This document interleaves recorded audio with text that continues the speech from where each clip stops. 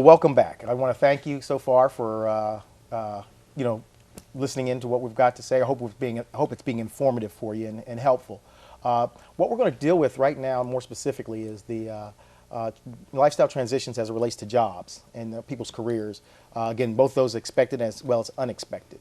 Our two guests are people who have been working with a lot of individuals, both businesses, unions, and so on and so forth, for quite a while in terms of helping people in making those transitions effectively. Okay, but what we want to do first is kind of get into some of the things that relate to job transitions and what things you should be considering. Okay, both like I said before, the expected and unexpected as it relates to a lifestyle transition. Just to kind of get started with that is when a person is looking at, and this is a plan, let's talk about planned approaches. When a person is looking at making a transition from maybe one job to another, okay, what are some of the things that they should probably start considering, okay, in relationship to that move? Sure. Well, the first thing that they ought to consider is how long do they have before that transition happens. If it's relatively short, it's really important to go talk to somebody, get some things put together. If we've got a little bit of time, let's say 6 months to a year before that transition actually happens, a couple of things we really look at are, do we have enough cash that's available to make the transition to a new job? And we encourage people who are going to be laid off or terminated to go to job counseling or to education resources to help them make that transition. Sooner they do that, the better.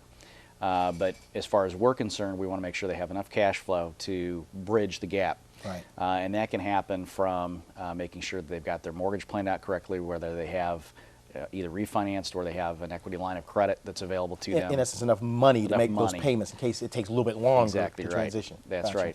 right. The other thing, too, we want to help people understand is if they've got a 401k or a pension that is going to be available to them in lump sum form. We want to help people understand, do we want to leave it at the company? Do we not want to leave it at the company?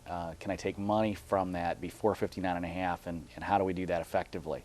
Because what a lot of people do is they'll take money out without the plan, and they get hit with a 10% tax penalty plus the taxes on it.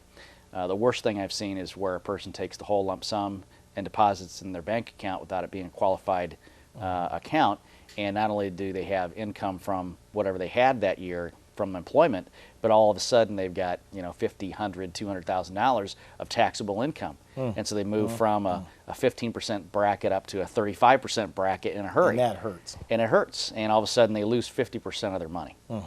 It's Uncle Sam, and we don't want them to do that. And there are ways around that if they work with somebody effectively.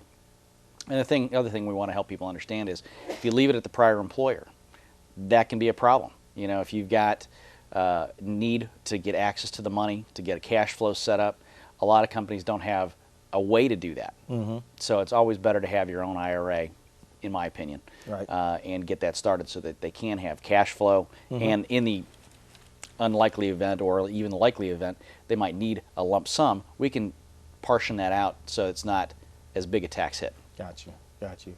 Is there things that they should be considering also, Cal, from a standpoint of Absolutely.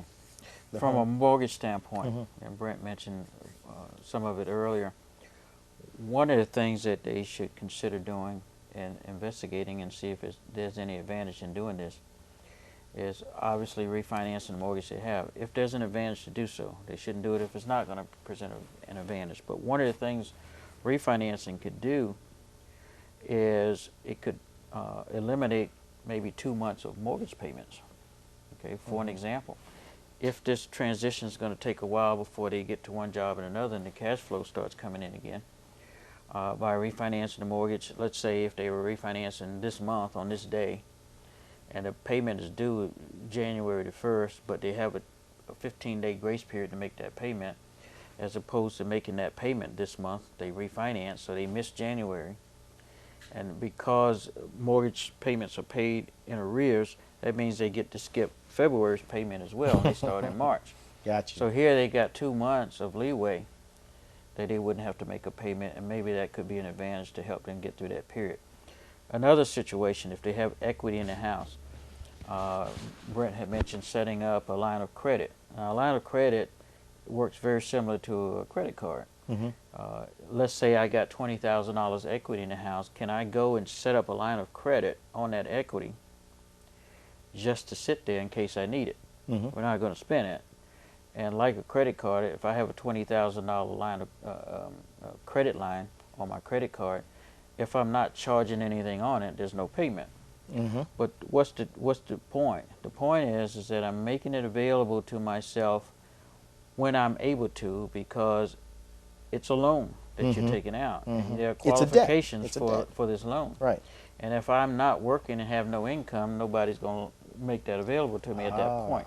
Let's do it while I'm still working as a planning process to say, in case all else fails or this process takes longer than I want it to take, then I have a backup, so to speak, of monies that are available to me to keep the bills paid, to keep my credit from going in the garbage, etc. Right. See, and I know that a lot of people, even through a planned event, sometimes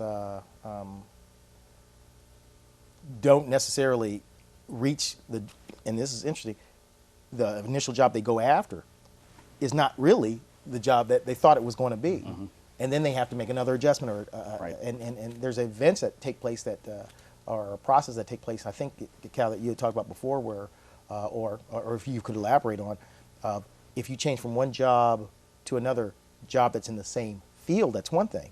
But if you change from one job to a different career or different line of work altogether, doesn't that affect you in some capacity? Yes, it affects you in the capacity to be able to make changes on your mortgage.